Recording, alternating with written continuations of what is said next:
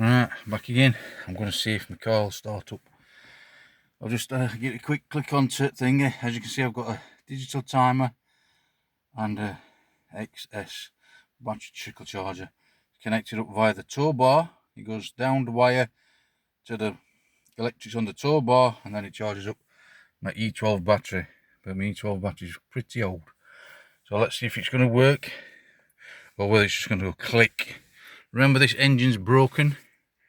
The water jacket broke on both sides of the engine. It frosted over. So let's see if we're going to get it to start.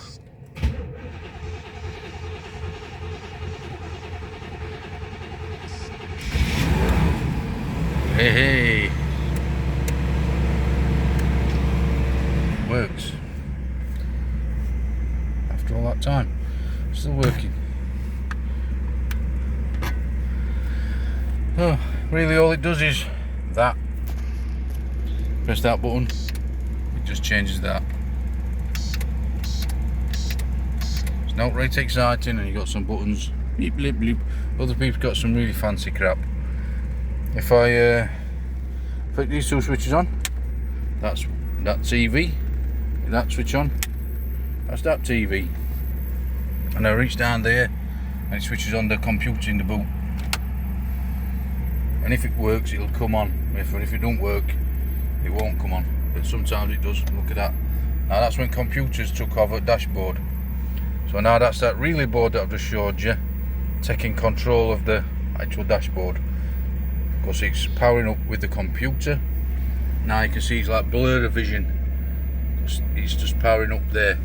So that'll be where operating system is. I haven't powered it up for a very long time. These CRT screens take forever to come on, and it's actually set up for 2 TVs, but it's not quite working right at the moment. So this is why it just turns out to be a bit of fun, because when I look out there, I've got one big screen, then my roller blind, and one big screen there.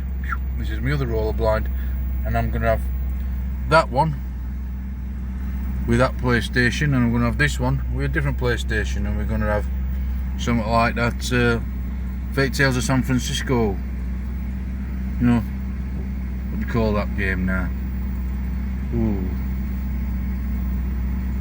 Jerichoing, what's that one called, when they're throwing cars at each other? Jericho, and that other, I forgot what the bloody hell they call it. San Francisco, that, something to do with San Francisco. See, I can't remember, it's a long time ago. Meanwhile, these are all the gauges that I've made, originally designed by Chris, or whoever it was, with that Canadian Jupiter Electronics. All I did was I took his electronics diagrams and I rejigged them like he was recommending with Digi Dashboard. So in essence, this is our Digi Dashboard. I made these by hand. I tried to show you the video about that a while back.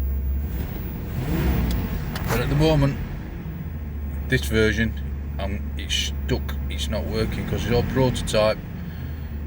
Dashboards, the speedo got that working correctly, it works alright. That's my fuel gauge, and that bar down here is my fuel gauge, so you can tell when that's actually running out of fuel, because it goes right low down. We've got a right big spider on there, just dropped right down there, big spider, can you see him? He's just down there, look, walking about. You can zoom in on him, so you can see me big spider like that. Got a big Spider-Man there, look. Not as bad as the other ones. They look scary, them big spiders, don't they?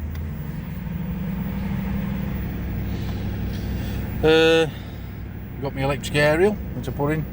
I had to isolate it like that, and then you point it over there, it goes up. Back down again.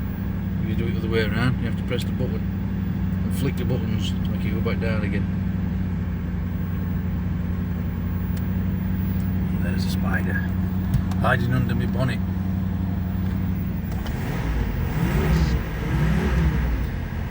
But that's what it sounds like. Let's go and have a look under the bonnet. Look at the dusty Night Rider.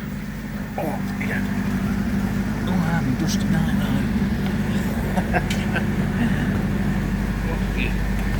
Now there's my little keyboard thing that I made, and that's the LED to show you that it's on. But like I say, it's not working as good as it could have been. It works alright when there was a hard disk in it, but now I've gone to a memory card, it doesn't work very good. Can't have it on for too long because of the water. I don't know how much water we've actually got in. More water in the door, it's gone down. So I better turn it off, otherwise I'll end up damaging the end. I don't want to damage it too much because it will seize up. I don't want it to be seized up if I've not run it for a while. But that's the only thing I wanted to do. Put a bit of oil around. So unfortunately we have killed the car. Well, God did, because he broke the engine when he frosted Great Britain. Blood TVs. You can make them flacker on off. So it's not as fantastic as some of the other replicas, but it is only prototype ones, because the other ones must have had a lot of money to get theirs up and running. Whereas it's good fun, but everybody's getting old. Oh, there isn't as much money around as you'd have expected. So there you go, our last ditch effort to get the car of our dreams, because when I was a kid I used to dream about this car. I just thought it was a fantastic car. Get that spider out from under here. Listen to all that pinking sound. Where did the spider go? It's under here somewhere. But yeah, it's got a big crack in block down there. We can eat dripping water. And then down this side of it, down the block, got a crack in the block down this side. And if I go into underneath, you'd be able to see it, but I'm not scrolling down at the moment. I really need to get my centre engine hoist to lift it out. So I'm going to try and braze the actual sides of the block, which is a big bloody job to take that engine out, big gearbox on. So I don't know who can do that job, just lift it out, because you know there's not really much room to work in, you know, because you've got to get your engine hoist in, you've got to lift it up, and then you've got to put engine hoist back. Look at it, we're on a slope, very difficult to do that. But the bonnet would have to come off, which is what I've done already. When I took engine to bits, took heads off, put some new cylinder heads on, repainted it all to make it look lovely. I tried to patch the actual engine with plastic padding. It did work, but didn't last. So I'm going to try to groove it out at some point and braze it, or pay somebody else to groove it out and braze it. So I don't know anybody that could do that sort of work, but just a nice reminder that you don't have to drill it and screw it. Sometimes you can groove it and braze it. And there is some people that can actually weld cast iron, but as you see, I'm not a professional welder, but I can do spot welding and I can seam weld when I need to. So, and this is Volkswagen. The trouble, it costs more money to get that one up and running than it does to get that one up and running, and that's only on a 03 plate, but it's a 2 litre. And so I've done all the wheels, I've put new bits and bobs on that, new sensors and everything, and I think I found out what the problem was, what causing ESP to come on. It was the actual splash pan at the bottom. It was being pushed up by somebody before. It was touching the engine and stopping the engine from being able to rock and roll, so it was clonking against it, and I think it was that would cause the ESP light to come on. So if your ESP light comes on, check your splash pan and check your sensors, because according to my Picavant, every wheel sensor is working correctly. So in theory it should work. So the only bit that was stopping it was the resistance of the engine on the splash pan. Now this is going to be a bloody big job, and that's a scary job. But like I just said to Diane in Canada yesterday on phone, using Facebook. The engine hoist to lifting it out is just like the sort of engine hoist that my sick dad in the care home is having to use. So whilst I was busy building this, thinking how fantastic it was, I really should have been thinking to myself, get on with building a family. Think how fantastic a family is. Remember that solid aluminium, that, by the way, that steering wheel, solid aluminium, and that was from that bloke that used to deal with all reupholstered these seats. So as you can see, that's me doing upholstery on that, and I managed to get some back seats from America. In fact, the seat came from America. I had to pay all import duty as well. But again, remember the Lobo of California. Then we had our Czechoslovakian neighbour come round. Must think our crackers. But no, this is where I need to get some hydraulics for this because it keeps falling down. You lift it up and it falls back down again. But this one, this skateboard used to belong to our Lee. Flip it over. See if you can recognise that brand name. And here, you skateboard peoples. Remember, his name was Lubo, not Lobo. I'm a Czechoslovakian next door neighbour. Lubo of Czechoslovakia, not Lobo of California. Bizarre. And I kept that one because that's got you on it, because it's your old car. But that place is shut down up at Wood Seats, unfortunately. So, and we didn't actually shop there anyway because we're mostly vegetarians. And there's my gift from my Canadian relatives. Because I spoke to her the other day, I'm pretty certain she knows about that bloody toilet seat product, which is kind of pissing me off. And it pisses me off because it's a slow closing toilet seat, which is very nice. I like this back door on this car, watch. You know what I mean? It goes down on its own. So I've still got to get another set of struts for that. But they're using her name, and it's a bit iffy, because the original seat wasn't called that. The original seat was a different brand name, but it broke.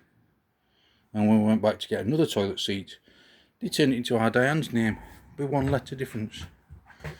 So be mindful of that, because I'm noticing that they're using my sort of initials on that bloody TV for compensation for God knows who.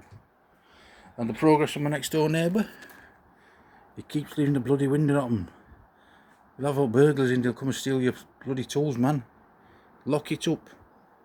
But yes, that's where Sid used to live. Sid and Margaret and Ted. Unfortunately, they're all dead now. They died a few years ago. Lobo lived in that one. Lobo, Czechoslovakian kid. Them ones have been alright, and these are my other new neighbours. One's a school teacher and the other one's a taxi driver.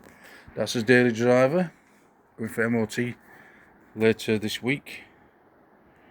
And there's your T100 over there. Think about Terminator. Your T100. That's Richard, that. His Range Rover and Graham over that side. And I noticed that there's a post office over at Flower Estate called Graham as well. Very unusual. But there you go. At least it works. You know, it still starts, battery alright. And that's the E12 from the battery shop in Rotherham, which is not there now. Because I came to buy another battery from you the other day, but I can't find you. Because I tried to drive around here where owners were, which is Paragon, and Magna, where you said you were down that area. I can't see no bloody shop that says Vart on it. It's an MOT place and loads of other crap. So that's a labyrinth that I don't know. So I ended up going somewhere else, love. Because you've moved. And because you've moved, I don't know where you are. And if we don't know where you are, then we can't give you the money, can we? And it's like back to square one again. Take that off of there. This is how to turn it off, really. Just like that. And it isolates it. It still allows the electrics to work. Anybody tries to steal it, without tightening that up, it just blows fuse and got tracking device as well. Yeah, that's the alarm, but there's a tracking device which actually shuts the engine off. So I can phone the car and it shuts the engine down. Used to work from my wristwatch, but unfortunately it's just changed the network now, so the wristwatch doesn't work anymore. Yeah, that's what it is. All eBay products. It worked brilliantly, right down to telling you exactly where you are, your own garage. If somebody tried to open the door, it'd send you a text message and tell you that somebody's fucking with your car. But unfortunately it don't work these days. And it got a panic button on as well, so you could send a text message to somebody else to tell them that you were getting mugged. But unfortunately they've obsoleted that particular network. But the alarm still works. It's a talking alarm, but it doesn't sound right, so I turned the voice off. It's got to have a proper voice on it. But it still works. Central locking and that. Good little remote and all. Still original batteries. All from eBay. So yes, it does work. But that's about as far as you get before engine packed in on you. Which is why I only take it down to there and back. And it's going to take a long time to fix that. Meanwhile, remember that you're not with a bollard, it's a psychopath. Especially if there's two psychopaths out there to try and squash you. And then bank manager gets all your stuff. You know what I mean? Don't get squashed, whoever's out there, because there's some serious nutcases out here. That's investment in the Love Bug and Knight Rider or Disney, right? WD